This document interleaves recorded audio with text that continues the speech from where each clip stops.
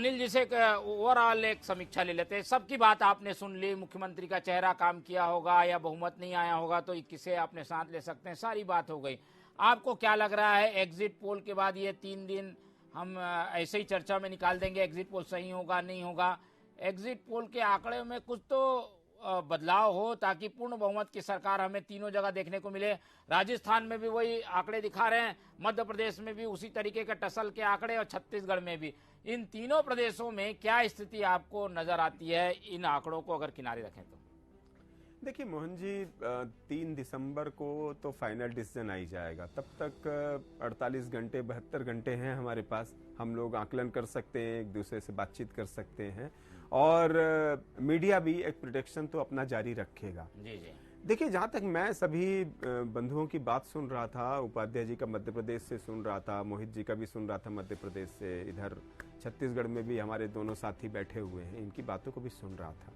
और दोनों ही राजनीतिक दल, ऐसा नहीं है, अजब तरह की एक खदबदाहटें हैं दोनों दलों में और नेतृत्व को लेकर के बड़े सवाल हैं। मध्य प्रदेश में भी हैं, कांग्रेस में भी है। वो तो कांग्रेस थोड़ा इसलिए सामने आ जाता है क्योंकि कांग्रेस में आंतरिक लोकतंत्र कुछ ज्यादा है और बीजेपी में अनुशासन का डंडा बहुत ज्यादा चलता है, इसलिए वहां पर इस तरह से मना लिया जाता है कि भाई ठीक है, भविष्य में आपके लिए ये कर देंगे।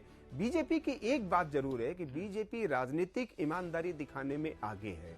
आप देखिए, चाहे कांग्रेस के नेताओं को लेकर के आई हो पार्टी में, चाहे अपने ही पार्टी के विद्रोहियों को मनाने की बात हो, जो प्रॉमिस बीजेपी ने कर दिया वो उसको फुलफिल करती है।